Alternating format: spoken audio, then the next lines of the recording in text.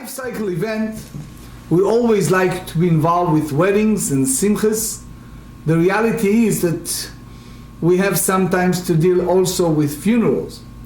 What happens if the two coincide? Such as, and it happened unfortunately even in my own family, my youngest sister, several days before the wedding, her soon-to-be in-law passed. So what do? Number one question in regards to burial, the law of mourners, what take precedence, should you postpone? If you should postpone it, for how long? If not, how you handle the burial? That's part of our discussion, especially when it's come to the conflict between the big simcha, big celebration of wedding, versus law of mourning. Furthermore, times allow, we're going to the exact period of mourning, meaning when it's started. Is that begin upon the completion of burial? Is that any way of mourning that takes place later or earlier? So we have 4 lines from the bottom of page 3b.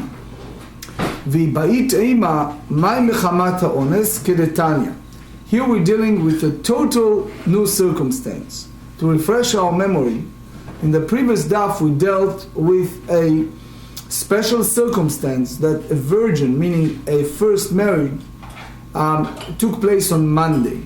And we explained in the previous daf that in a general term, the wedding took place on Wednesday, and in the past 2 dapim we explained why. Now it turns that they did it on Monday. So, kedetanya, when that happened and how? הרי שהיה פיתו אפוי וטבחו טבוח ויינו מזוג. Here we are dealing with 3 different items. Number 1, we said that bread was baked. Number 2, the meat part, the animal slaughtered. Number 3, the wine diluted. Several things. Number 1, Rashi tells us that in the Talmudic time, the heaviness of the wine, it was close to impossible to drink, and they have to have a combination of water and the wine to dilute it, to make it feasible for people and available to use it. So, as we explained day before yesterday and yesterday, in order to make the proper weddings, as far as the food is concerned, we involve with 3 items, which is baking the food, mainly the baked goods, the wine, and the meat. So, in general, these 3 food items cannot hold for long. This is the item that's perishable in a very short time. You have to eat it basically, or especially when it's come to happy smachot occasions, you have to eat it fresh and good. So all of that took place, all this preparation.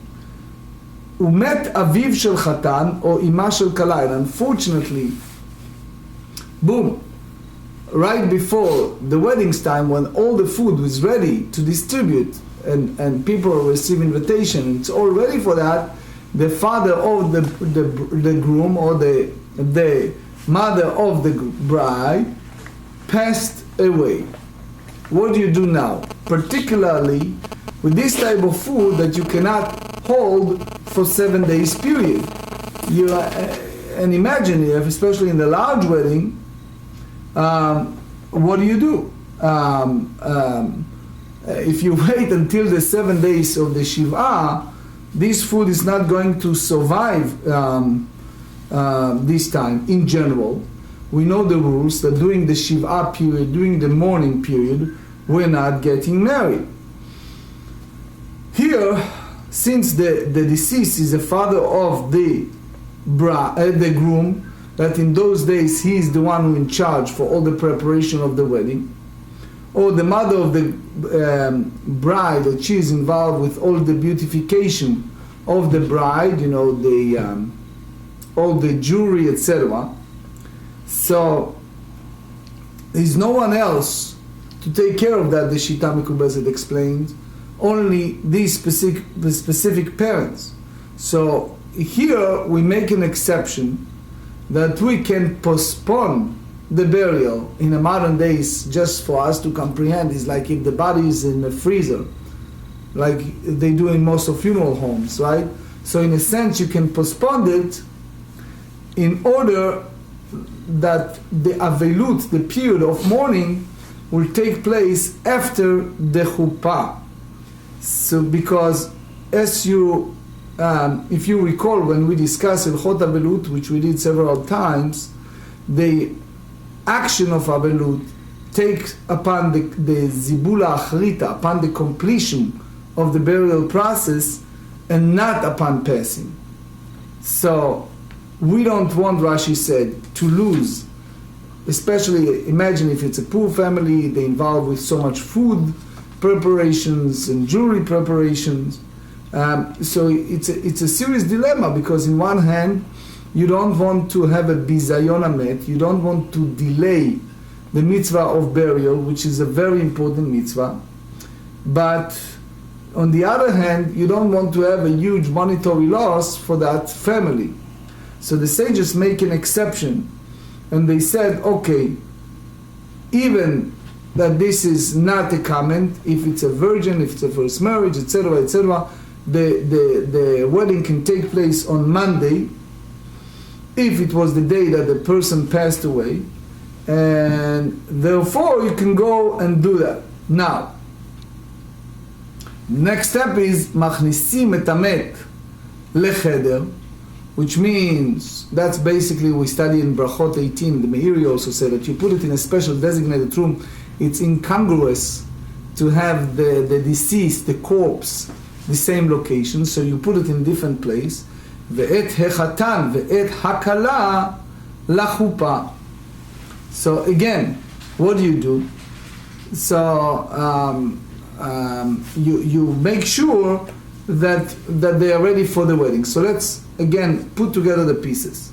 Nowadays we have chomarim meshamrim, we have a special preservatives that preserve the food. In those days they did not have it. So pito afui, meaning they have the bread ready. We worry that if you postpone it, the bread will spoil, will be dry, cannot serve it. If you talk about meat can carry a bad odor if you keep it open without proper refrigeration. So therefore, what do?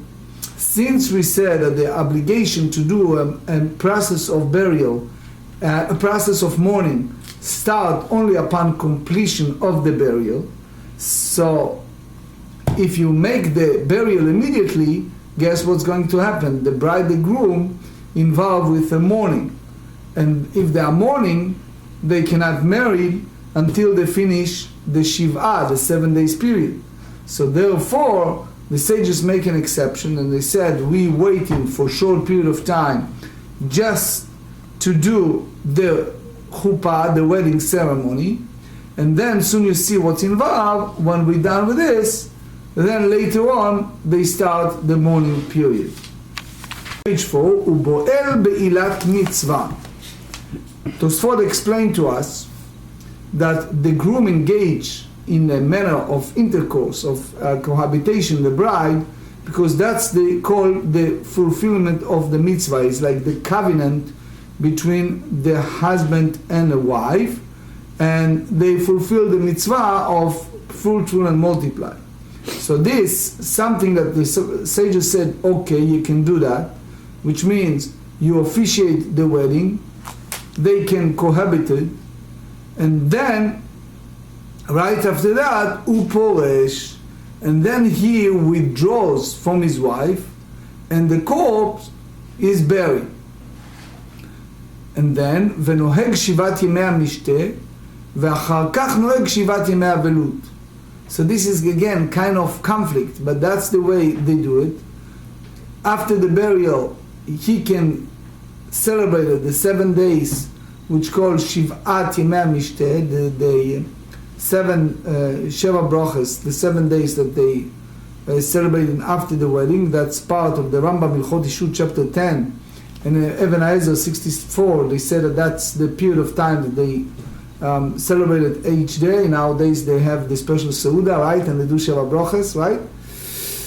And then go the other way around, and they have to observe the Shiv'ah, the 7 days of mourning.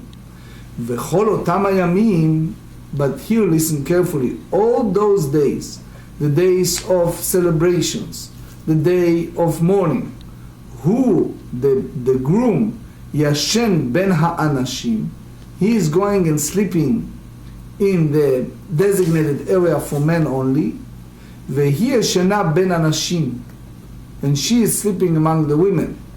Why? Because there is a concept called Avel Asur Betashmish Hamishta, one of the prohibition for a mourner over any of the 7 immediate family members. So Tosfot said it's only because of mourning, and therefore, and he said, the fear is that if you don't do that, it will be hakalat rosh, which means if you let the bride and the groom be alone, it may happen that they, because they are so high and so enthusiastic, and a young couple and the chemical, etc., so it may turns that they denigrated or they belittle the important mitzvah of mourning, and they cohabited. However, ve'ein monim tachshitim min hakala kol 30 yom. Here we differentiate between an act of mourning in a sense of intercourse versus a concept of lo tidganeh al ba'ala, which means it's very important to have her beautiful in the eye of her husband. Therefore, all these jewelry and all these jewels that she have, we not withhold the jewels from the bride for the entire 30-day period after the wedding, so that she will not be undesirable for her husband. It's very important for us to see peace and attraction between the two. But then the Gemara elaborated and said, guess what? Vedavka, and specifically, if the one who passed was Aviv Shel Chatan, the father of the groom, or Ima Shel Kala, or the mother of the bride, then you postpone the burial and you officiated the wedding. The Leika Inish the Tarach Lehu, because there is no one else to take care of all of that. So Rashi tells us that in Talmudic time, the father of the groom prepared the seuda, the meal of the marriage, and the mother prepared the jewels. Aval ipcha, but if it happens the opposite, which means the mother of the groom and the father of the bride dies, so he said lo, which means no, the practice is different. The corpse is buried immediately, the 7-day mourning period is observed, and only afterward is the couple married. Why? Because originally speaking, the mitzvah here is hashbatat simchat chatan b'kala, not to avoid the celebration of the bride and the groom. So it's not clear from this Gemara when exactly you officiate the wedding. According to Tosfot, it's all depend upon the status of the groom. If he never fulfilled the mitzvah of fruitful and multiply, which means he does not have son and daughter from the previous marriage, Rabbeinu Tam hold in the Tosfot that right preceding the 7 days mourning period, he can marry and he can cohabitate immediately. However, if, for example, he fulfill the mitzvah of fruitful and multiply, and he have little children that they need mother, right? So he can marry right after the Shiva, and in order for her to take care of the children, but he is prohibited to cohabitate with her for 30 days period. Now, if he already fulfilled the mitzvah of fruitful and multiply, and he does not have any children that needs a mother, so he needs to wait until the completion of the 30 days, the Shaloshim. The Shin Tzadik Bet in the Code, chapter 392, they hold the same as Tosfot. Even the Rambam in L'chot Abel chapter 6 and others disputed that. Now, let me share with you something from the Rambam in L'chot Abel chapter 10. If the close relative of an individual dies during the festival, although the 7 days period of mourning does not begin until the conclusion of the festival, private mourning practices are still observed and sexual relations are forbidden. That's basically for Rabbi Yochanan. The ruling is of the most authorities, follow the ruling of the Baal Halachot Gdolot, contrary to the ruling of the Rambam. So you see more on that in Shulchan Aruch Yoredea in 399. But there is another halacha involved here, which is the 342. A bride whose close relative dies within 30 days after the marriage ceremony need not refrain from adorning herself, even during the 7 days mourning period. So, what we understand so far, the only reason it's because we have a huge monetary loss. Amar Rafram Bar Papa, you remember him when you do Siyum Masechet, every time we mention the 10 sons of Bar Papa. So this is one of them. Amar Rafram Bar Papa, Amar Rav Chizda, Lo Shanu, the whole notion of the Braita, that you postponing the burial in order to officiate the wedding, Ela Shenatan Maim Al Gabei Basar, only if it's already placed water on the meat. So what happened to the meat? It's no longer survive for a long time. You have to eat it right away, otherwise it will spoil. So if that's the case, he said you have to do it. However, Aval lo nital mayim al gabei basar mizdavan. But if he did not place the water on the meat, it can be sold, because you don't have a big loss. So the mourning period cannot be postponed. So, aval lo natan mayim al gabei basar mizdaben. But if he did not place water on the meat, so you can sell it. You know why? Because you don't have a significant loss involved. So the mourning period, you don't need to postpone. You should remember, the reason that the rabbi is allowed to postpone, it's because the huge monetary loss. Remember, it's so different than nowadays. We, Baruch Hashem, involved in the culture that they have abundance. It should continue that way. At that time, it was huge poverty-stricken. Mm-hmm. So when you talk about huge expense of a wedding, it's something that the rabbis take it very seriously under consideration. And if, for example, they come to the conclusion that you can sell the meat and you can buy a different meal, maybe in a small loss, right? So there's no reason to postpone the burial. You should know that it's a big question among the rabbis. You see the machloket, rishonim, between the shach and others, if you need the whole three together or only one of them, which is the bread, the wine, and the meat. Again, the big question is if it's still easy to sell and if it is sellable.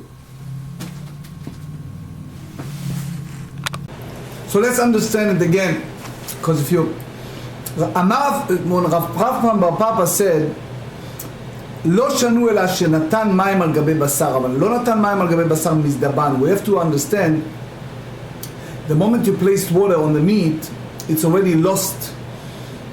You either eat it immediately or forget it. It's going to spoil. So it's a heavy disputation, machloket rishonim, between the Shach and others. He brought the original Rishonim, the Shach brought the original Rishonim disputation. You talk about the whole three items, which is the bread, the wine, and the meat, or one of them. The Rashba hold that even one of them, it's enough. The Ritva said, no. He says that when it's come to pito afuya, the bread or the wine, that's relatively easy to sell. When it's come to meat products, it's a different story. It's hard to sell. But more on that, it's the Bach and the Shach in Yoreh De'ah, Shin Mem Bet, 342. So, again, if one can sell the meat and take this substitute money, then we should postpone it. Amar Rava ubechrach, אף על פי שנתן מים על גבי בשר מזדבן. Rava said, if you talk about city, you have many buyers, so even you put the water on the meat, it's still a potential to sell it, so therefore you should postpone the wedding until the completion of burial and a mourning period. אמר רב פאפא, ובכפר, אף על פי שלא נתן מים על גבי בשר, לא מזדבן. You talk about small shtetl, a small village, that's different. If you did not place the water on the meat, so it's hard to sell, so because you have very few people who buy it, so you cannot sell a large amount of meat. Even if it's a quality that it's not so quickly spoiled. So you have to postpone the burial and make the wedding right away. Even the passing happened before you place the water on the meat. We hope and pray that in our city we'll have our own, restaurant, etc., etc. One of the issue I found over my soon-to-be bar mitzvah year is that people don't mind to travel to Baltimore or to Silver Spring to buy the food, but the community itself, it's not self-sustained to support independent kosher market. So again, as far as the Jews is concerned, there are many. But as far as people who care for kashrut and go extra mile to pay for that or supporting local glad kosher restaurant, that's a different story. ואלא דרב חיסדא היכא משכחת לה. So where do you find a case where the statement of Rav Chisda applies? אמר רב אשתי, here is an example of cities that used to have in Babylon. He said, כגון מטה מחסיה, מטה מחסיה is name of village in Babylon, and he said, the מפקה מכרך ומפקה מכפר. You don't call that a city, you don't call it a small farmland, small village. So again, Tosfot said, and the Ritva too, that it's all depend if you already placed the water on the meat. Anya kvartei de Rav Chisda, הרי שהייתה פיתו אפויה וטבחו טבוח ויינו מזוג. You remember the three items. You have the bread, you have the meat, you have the wine. ונתן מים על גבי בשר. And he already placed, remember those days how they bake, so he placed the water on the meat. So only then I will say, ומת אביו של חתן או אמא של כלה, the father of, unfortunately, of the groom, or the mother of the bride, passed, מכניסין את המת לחדר, ואת החתן ואת הכלה לחופה.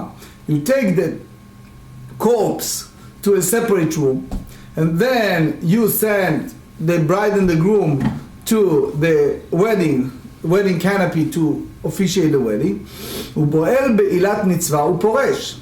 So in a general term, right after the chuppah, the groom can cohabit with the bride, and then they separate it. Because following that, you do the burial process. ונוהג שבעת ימי המשתה, ואחר כך נוהג שבעת ימי אבלות. as we explained earlier in the other Braita, you have the 7 days period of celebration, Sheva Brachas, and then you have the 7 days, the Shiva of mourning period. וכל אותן הימים הוא יושן בין האנשים ואשתו ישנה בין האנשים. So if you juxtapose the two Braitot between this Braita and the previous Braita, you see that it's basically an equivalent, but you have more extrapolation because you follow the Rav Chisda. And as we said, there is a disputation among the Rishonim if you talk about three bedavka, all these 3 items, or only one. As we said, Ritva said 3, because they said 1, it's not considering Hafsed Merubeh, and the Rashba said it's even 1. But there is another machloket. The question is, why, when you're speaking about meat product, when you place the water, so then that creates the issue with the meat. The Rashba said that that's enough. The old question is, and this is the back to the old question, how is the sale product? So let's frame it to fully understand the dynamic here. The issue here, let's go to the extreme. You're dealing with a very poor family. It's a huge expense. They invite all the friends. They bought expensive meat. They bake the goods, right? The bread, whatever it is. They bought expensive wine. And now, boom, just a couple of hours a day before the wedding, the father of the groom or the mother of the bride passed. So what are you going to do with such a huge expense of food? So as we said again and again and again, if there's a chance to sell everything, because you can't keep it like that and feed the people week later with the meat that stay fresh in those areas before the refrigeration. You can't do that. So if you have a potential buyer, that's a different story. But other than that, we have such Rahmanus in them. It's not enough they lost the loved one. They need to wait now another week, right? And then they need to buy another food because they cannot serve with this food, but it's ready to be served. So we have to make an exception for those broken-hearted people, double way.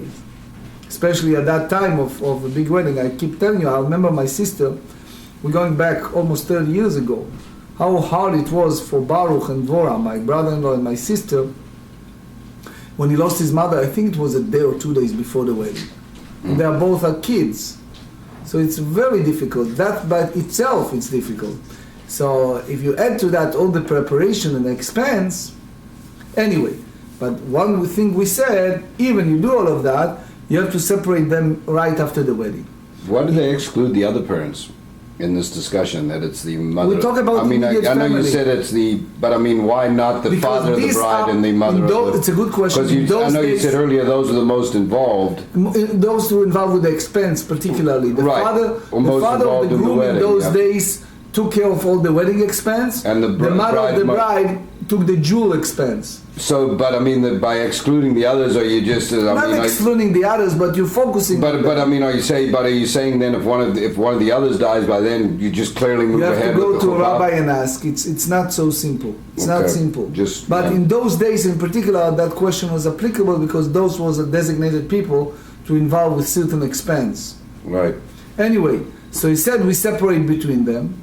וכן מי שפרסה אשתו נידה, which means right before they entered the chuppah, she received her period.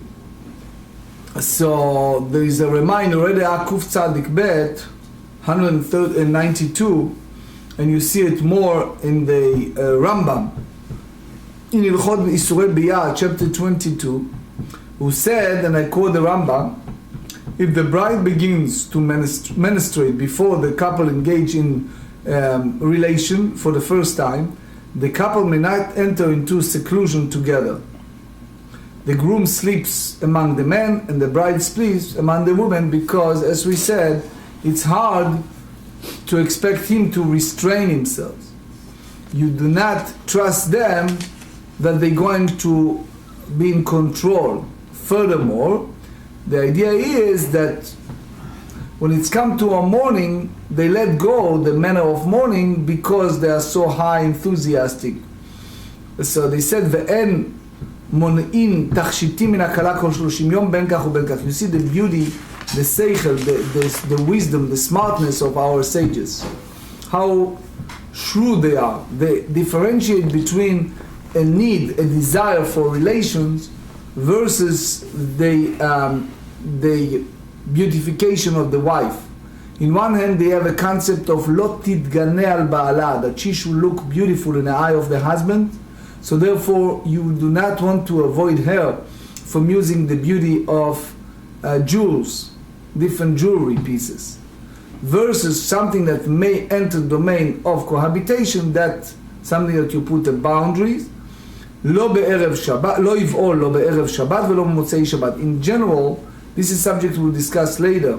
There is a concept of Kabbalah, that creating some type of damage or wound on Shabbat. By cohabitation of a virgin, you enter to that question of that domain. The Pnei Yoshua explained to us further, but the idea is, we will talk later, that Rav Chizda tells us that only when you water on the top of the meat, then you're considering doing that. Other than that, you're basically involved with the immediate burial and mourning. Amar Rav, hu yashen ben ha'anashim, v'hi yashena ben ha'anashim, which means they have the deen, they have the law of Shivat Yemei HaMishteh, 7 days of celebrations. So the question is, why you have the bi'ah, the cohabitation is prohibited. It's not a matter of mourning, but the reality is that people behave differently when it's come to that, especially when it's a first time. מסייע לרבי יוחנן. ואמר רבי יוחנן, אף על פי שאמרו אין אבלות במועד, אבל דברים של צנעה נוהג. So here we treated the mourner the same as the festival period. And as we said, when it's come to festival, we just read the Oedea in 399 that if a close relative of individual dies during a festival, although the 7-day period of mourning does not begin until the conclusion of the festival, Betzin'ah, private mourning, that's a different story. Practices are still observed and sexual relations are prohibited. That's basically what Rabbi Yochanan said. Darash, the Tosfot said that these other times that it's equivalent, the Moed and the Nisu'in. Darash Rav Yosef Brei de Rava Mishmei de Rava. Now we have a limitation. Rav Yosef circumscribed and he said, Lo shanu ela shelo ba'al. Aval ba'al ishto yishena imo. Here we understand the psychological element. If this guy never cohabited with her, he is very enthusiastic. So we are concerned that he may not restrain himself. But if it's already happened, we are not concerned that his yetzer, his inclination will overcome the manner of mourning. Ve'ha-ha-ha, so the Gemara challenged that, di beva'al askinan, that with regard to mourning, we are dealing with a case where he already engaged in intercourse that was permitted prior to a funeral, and the Katani, and yet the Tana teaches us, and they said, U yashen ben ha'anashim, vehi yashena ben ha'anashim. We said that we separate among them, he sleeps among the men, and she sleeps among the women. So why Rava tells us that this rule of the Braita applies only if he's not cohabited with her. So they said, Kikramar apirsa ishto nida. He speaks about a circumstance when all of a sudden his wife began menstruating. And that's not the story of mourning. So this mikbala, this limitation, applies solely in nida, only the prohibition of the first time and not more. Why? Because the idea is that people are afraid of chayavei kritut, something that in violation of the Torah declare that person, that soul shall be cut off. But since avelut, the manner of mourning, is only miderabanan, it's only by rabbinic law, the concern is that people take it leniently. So therefore they put the boundaries. So the Gemara said, ha v'chen ktani. But we just stated likewise, indicating that we have here halachic legal status that of the mourner and the legal status of a groom whose wife is menstruating, and basically you see that both are the same. When I'm using the word avoid, I meant to say preventing, right? So page 4b, hacheke amar. So that's what the Tana is saying. So, וכן מי שפרישה אשתו נידה ולא בעל וישן בין האנשים ואשתו ישנה בין אנשים. So I explained my book on כלומר in Rashi.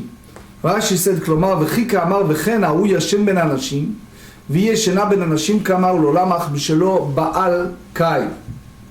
So וכן in general you may think that the ilchot nida, the law of women in the menstruation, is equivalent to the halachot avelut in that sense.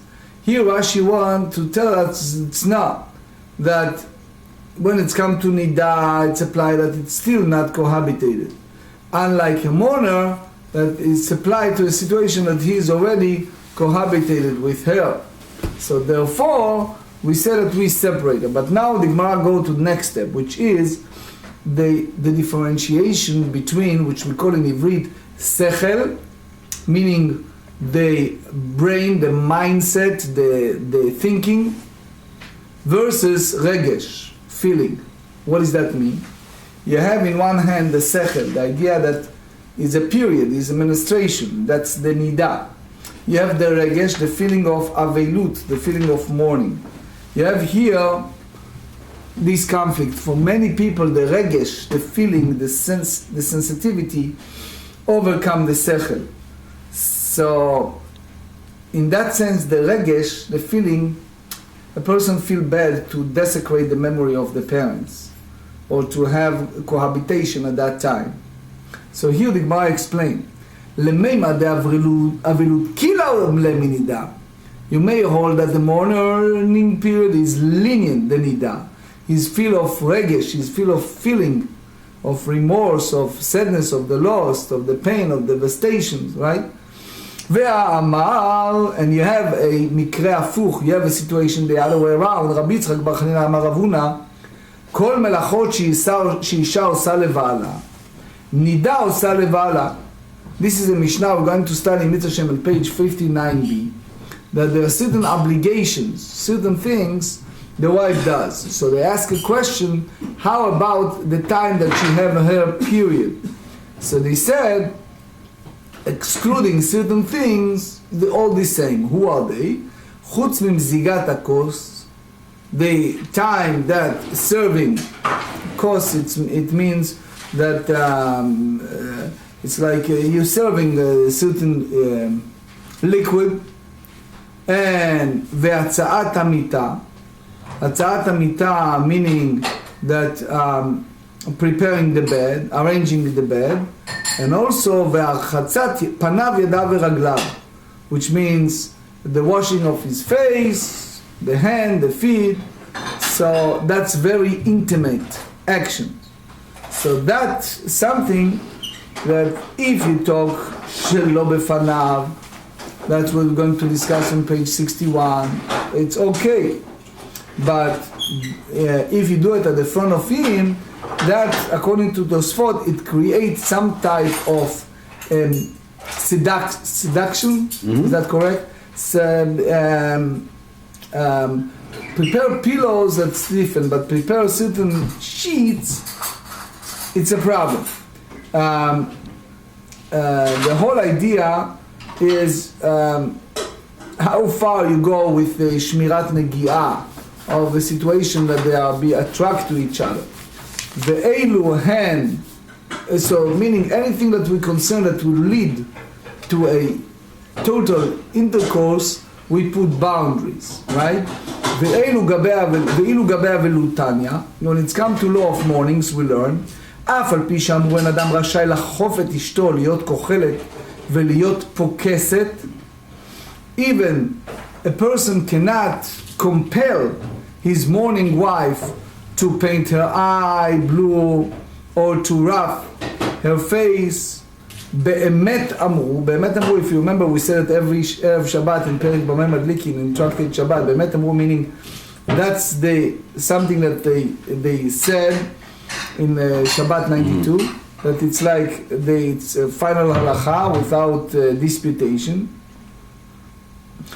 מוזגת לו הכוס, ומצאת לו המיטה, ומרחצת לו פניו ידיו ורגליו. So early what we said, there's a disputation between Rashi and Tosfot. Rashi said that pokeset meaning odem. You're putting like some lipsticks on the face, right? Tosfot said, אחד מתיקוני Nashim, one of those things that make beautiful. Anyway, so here they said that as far as serving the cup, preparing the bed, etc., we are not concerning that it's going to be too much. The whole question is, the rabbis come to conclusion that with a man has a different behavior than a woman. And the reality is that the rabbis feel that she, for sure, the act of mourning supersedes the desire of relations. But anyway, they said, "Vekan ba'avilut dida." So the Rashash tells us, the Torah referred to us when Hashem told Chava, Eve, "Harba itzvonech," I create the manner of having children with a great sorrow. That's part of the curses. So the idea here that she is mourner, she doesn't have the zest, the will to beautify herself. So even we learn, if you remember in Yevamot, tav lemeitav tandu milemeitav armelu, that women would like to be called married and to be married to a man, but we have to differentiate between her need to have a partner in life, someone that she rely upon as a husband, versus a man that have more the idea of sexual relation. So therefore we put the restraining on the man in a different manner than the woman. We believe that she will observe and cherish and respect the law of mourning much serious than him. והאביו של חתן או אמא של כלה קטני, we said that, as David asked earlier, the father of the groom or the mother of the bride, כי קטני השערה, the other dinim. So the Gemara said, ומשנה בין אבילות דידה לאבילות דידה. Why you differentiate between the act of mournings of his side, the act of mourning of her side? והתניא מי שמת חמיו חמותו אינו יכול לחלוף לאשתו. If someone lost his father-in-law or mother-in-law, so he cannot request his wife להיות כוחלת ולהיות פוקסת. So it means that he cannot go to a clan to ask her to do the blue eye or to rough her face, etc. out of respect. ונוהג עם האבלות. So first we should know that when we said that אלא כופה מיתתו, we want to mention that because if you remember when we studied in Moed Katan 15, that was in those days, it's not in our days. That's the way Tosfot tells us. But there is an idea of kvoda, which means out of respect for her, she feels bad, she feels mourning, she feels that she lost the loved one. So you want to show her that you care for her loss. וכן היא, regardless the relationship between you and your mother-in-law, right? וכן היא שמת חמיה או חמותה. The same applies the other way around, right, Raphael? The same way the other. So if the woman, the father-in-law or the mother-in-law passed away, אינה רשאה להיות כוחלת ולהיות פוקסת. She's not allowed to paint her eyes blue and rough her face. Why? Because she has to be respectful. Even she's not necessarily crazy about the in-laws, right? אלא כופה מיתתה ונוהגת עמו אבלות. She have to behave in a manner that she show her husband that the same way as you expecting the other way around, that she observed the mourning periods with him. So there is no mention in the context of his mourning, that he must not be alone with his wife. So the Gemara said, Tana ba'avilut didei. The Gemara said, Tana ba'avilut didei. We speak about the manner of mourning that involve that by his side, הוא ישן בין אנשים ואשתו ישנה בין אנשים. The Gemara said, וכן קטני, כי קטני הכיחול והפרקוס. So again, it showed the respect. ואימו קטני. What does that mean, אימו? Together with him. My love, אימו במיטה, which means either by the Rosh that said that they're wearing the garments, each of them their own, or the Rashba said that the whole issue here is yichud. The Gemara said, לא, אימו בבית וכדאמר לכי אברי באפה נהוג באבלותה ולא באתה לא תנהוג באבלותה. So he said, he instructed his son, he says, when your wife's father died, so when you are before her, observe mourning practices. But when she's not around, it's a different story. You don't have the obligation to observe the mourning practices. So it means with him, in the same way, it means that it's his presence. So the sages explain the befanea. What does that mean? Is it literal befanea when she's around or not? There's two avenues. There's a ritva that said that if it's the same house, there is the other Rishonim that said it's the same city. Rav Ashi said that the question was based on mistaken premise, which is Mi kam damit aveluta deacha la aveluta dehalma. How do you compare an act of mourning of fresh bride and groom to a regular manner of people that lost their loved one and they need to mourn over that? Aveluta dealma chamir velo atel zilzulei bei. Generally speaking, when it's come to act of mourning by people, they take it in a more stringent way, and people not going to belittle that. So therefore, the bride tells us that the wife can do all the preparation, get close physically to her husband, meaning she's serving with all the food, drink, etc., prepare the bed. However, avelud dehacha, in the fresh bride and groom, Kevan de akilu rabanan, they are more lenient, they allow things that usually prohibited. Atelezal zulebe, the fear is, this is usually young people, and people, the bride and the groom, the Rosh tells us, they take it lightly, and then it's a high chance for them to violate the respected law and cohabitated. My kula, what leniency did the sages enact in this case? If you tell me that the groom engaged in the initial intercourse with the bride to fulfill the mitzvah, be fruitful and multiply, and then withdraw from his wife, which means that's the beginning of Yomei HaMishteh,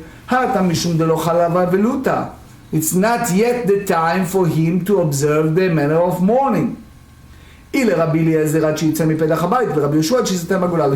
the very important halachic disputation. When exactly the time of mourning take place? In those days, you take the corpse from the house, and then you march to the cemetery, and you dig the grave, you bury the body, and then you do the zibula, and then zibula achrita, and then you complete it. So according to Rabbi Eliezer, it's the time that they departed from the entrance of the house. That's the beginning of the mourning period. According to Rabbi Yoshua, no. Only when you cover the top of the coffin, then you start the act of mourning. That's something we study in Tractate Moed Katan, page 27. The Yad Ramah explained on the Tractate Sanhedrin, page 47b, that the moment it's hidden from the eye of the mourners, the physicality is hidden. Therefore, this is the time that they touch their hearts.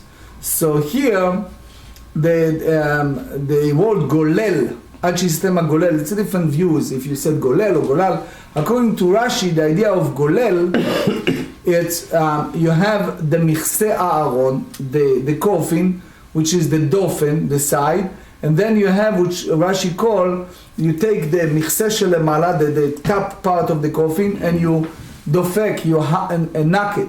That's the way Rashi said. Tosfot said that the golel applied to the matzeva, the monument. Okay. So the Gemara said, what is the leniency? Ela de katani, נוהג שבעת ימי המשתה, ואחר כך נוהג שבעת ימי אבלות. So they said that the groom then observed the 7 days of feast following the wedding, and thereafter he observes the 7 days of mourning. So here, what do you see? You see here that when it's come to leniency, the rabbis were lenient, allow him to observe the wedding feast despite the fact that he is a mourner. Right? But they prohibited that he is being alone with his wife, that he was less likely to practice additional leniencies in his mourning. So, again, originally speaking, we are concerned that it's a huge loss of money. Other than that, we ask him to do the burial first. So the way that the Rashba tells us that is basically last word, in conclusion, there is no difference between act of mourning of the bride or the act of mourning of the groom. In both ways, we say that we go that direction. If it's a huge monetary loss, we let officiate the wedding, and then after the completion and after the manner of cohabitation, then they go the other direction.